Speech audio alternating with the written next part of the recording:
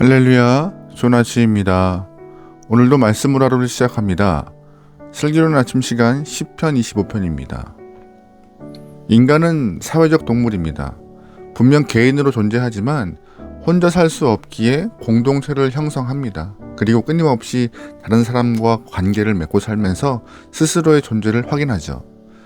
그러다 보니 항상 옆에는 사람이 있습니다. 이것이 일반적인 사람의 모습이고 삶의 형태입니다. 신앙 공동체도 마찬가지예요.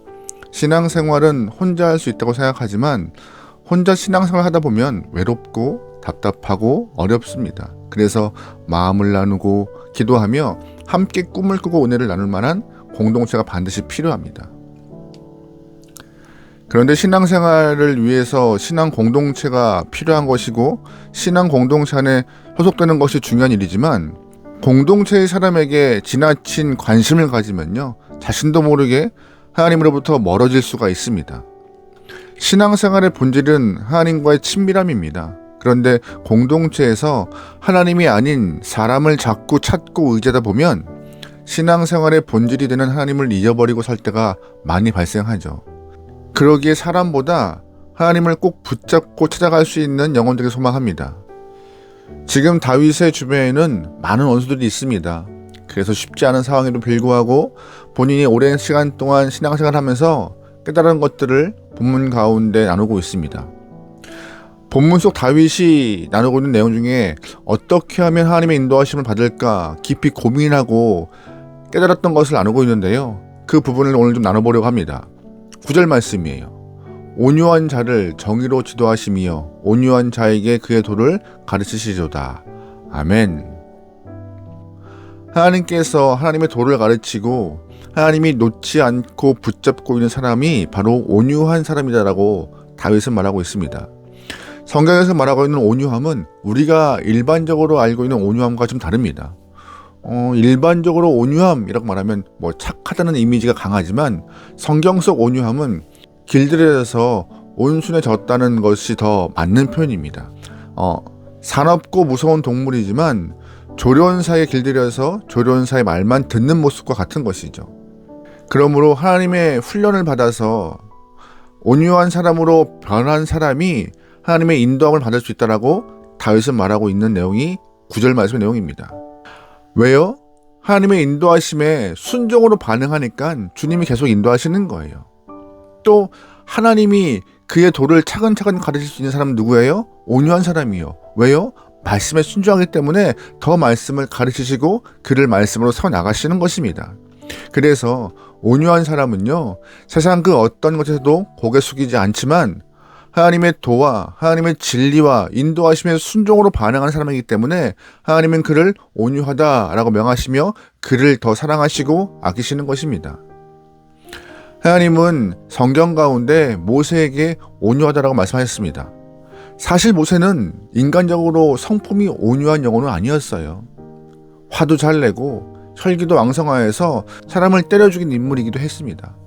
하지만 하나님은 그런 모세를 광야에서 훈련시키십니다. 모세는 광야를 통하여서 하나님께 훈련받고 하나님께 길들여서 누구보다 온유한 영혼이 되었습니다. 온유한 영혼이 되어서 주의 말씀에 귀를 기울이고 순종하여 출애굽의 사명을 완수하는 그런 인물이 돼요. 우리 또한 주 앞에 잘 훈련받아 하나님이 좋아하시고 주님이 붙잡아 주시는 온유한 영혼 되면 좋을 것 같아요. 하지만 겉보기에는 온유하나 속으로는 교만한 영혼들이 있습니다. 겉보기에는 겸손하나 속마음에는 순종하거나 따를 마음이 전혀 없는 사람들도 많아요. 주의 말씀을 읽으면서 좋은 말씀이라고 생각을 하지만 그 말씀을 따라서 행동하려는 의지가 전혀 없는 인생도 많습니다. 이런 사람은 말씀에 순종하지 않기에 마음의 교만이 가득한 사람이라 말할 수 있는데요. 혹시 우리는 어떤 사람인가요? 다른 사람은 모르지만 스스로 우리는 잘 알고 있습니다. 내가 어떤 사람인지요. 사람들 보기에는 온유해 보이나 사실 내 마음속에 교만이 가득 차 있는 사람이 아닐까 한번 되돌아보면 좋을 것 같아요. 혹시 우리 마음에 하나님을 경외하지 않는 교만함이 있다면 교만함을 제거하시고 주님 앞에서 주의 말씀에 순종할 수 있는 온유한 영혼이 되기 소망합니다. 그래야 하나님의 은혜 가운데 거할 수 있는 것입니다. 또 12절에서는 하나님과 깊은 관계를 맺기 위하여서 꼭 필요한 성품이 등장합니다. 12절 말씀이에요. 여호와를 경외하는 자가 누구냐? 그가 택한 길을 그에게 가르치시리로다. 아멘. 살다 보면 갈림길에 설 때가 있습니다. 어느 때는 세 갈래, 네 갈래 갈림길에 서 있을 때도 있어요. 이 길을 가야 하나, 저 길을 가야 하나, 어떤 길이 좋을까 고민할 때가 많죠. 그런데 이 말씀에서 보면은요, 하나님께서 길을 가르치는 사람, 올바른 길로 인도할 수 있는 사람은 다른 사람이 아니라 하나님을 경외하는 사람이라고 말하고 있습니다. 경외가 무엇입니까? 경외는요, 하나님 앞에 무릎을 꿇는 것이에요.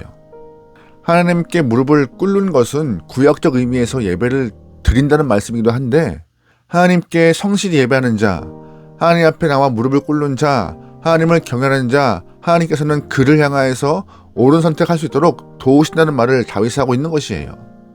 그러기에 우리가 지금 인생의 갈림길에 서 있다면, 어느 길을 갈지 모르고 있다면은 여러분 다시 한번 진실한 예배자의 모습을 회복하여서 여러분의 삶에 임하길 소망합니다.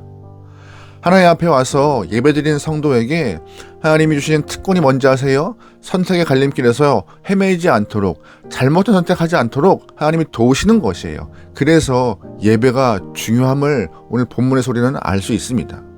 예배를 통하여서 허락하시는 하나님의 인도하심을 누릴 수 있기를 소망합니다. 그것이 예배드리는 자의 특권이기도 하죠. 여러분, 예배를 회복하여서 주의 인도하심 받길 소망합니다. 아멘. 15절 말씀입니다. 내 눈이 항상 여호와를 바라보면 내 발을 그물에서 벗어나게 하실 것이미로다. 아멘. 하나님의 인도하심을 받을 수 있는 사람은 시선이 하나님께 고정된 사람입니다. 여호와를 바라보는 사람이요. 아이들은 자신의 요구를 부모에게 이야기를 하지만 굳이 이야기하지 않아도 부모들은요, 간절히 바라고 있는 아이들의 그 눈을 바라보면서 문제를 해결해 줄 때가 있습니다. 애처로운 눈빛으로 부모를 바라볼 때 어떤 부모가 그 아이의 시선을 거부할 수 있겠습니까? 아이들 눈빛을 통하여서 부모님 도움이 필요해요, 엄마 사랑이 필요해요, 아빠 도와주세요라고 시선을 보내고 있는데 그 시선을 거부할 만한 부모는 세상에 단 한 사람도 없을 것입니다. 하나님도 성도의 시선에 약하십니다. 하나님, 저는 세상에서 도움을 구하지 않겠습니다. 하나님만이 나의 도움을 주신다는 눈빛을 갖고 주를 향하여 시선을 보냈는데 하나님이 어떻게 그 시선을 거부하시겠습니까? 간절한 눈으로, 간절한 시선으로 주를 향할 때 하나님은 그 시선에 맞게 우리를 인도해 주시고 도우실 것입니다. 그러기에 오직 성도는 주님만 바라보면 필요해요. 세상에서 답을 찾으려고 이리기우 저리기우 하지만 세상에는 길이 없습니다. 길처럼 보이지만, 포장이 잘 된 길같이 보이지만 세상에는요, 생명이 되는 길이 없어요. 그러기에 주를 바라보시고 시선을 고정시켜서 주의 길을 따라가길 소망합니다. 그래야 우리의 삶이, 그래야 우리 영혼이 평안해집니다. 오늘 시편은 우리가 하나님과의 깊은 관계를 맺어가는 세 가지를 말하고 있어요. 온유해질 것, 예배를 잘 드려야 할 것, 또 하나님을 향하여서 고정된 시선을 가질 것. 오늘 다윗이 말한 이 세 가지의 모습을 잘 기억하며 온유한 마음으로 시선을 고정시켜 주님께 예배를 드리는 그 영혼의 모습을 가져서 오늘 우리의 신앙도 더욱더 성장하고 주님께 가까이 갈 수 있는 귀한 영혼의 하루 되기를 주의로 축원합니다. 오늘도 승리합시다. 아멘. 기도하시겠습니다. 하나님, 우리에게 허락하신 귀한 한날, 다른 것 바라보지 않고 주를 바라보며 하나님 말씀에 순종할 수 있는 귀한 영혼 되게 허락하소서.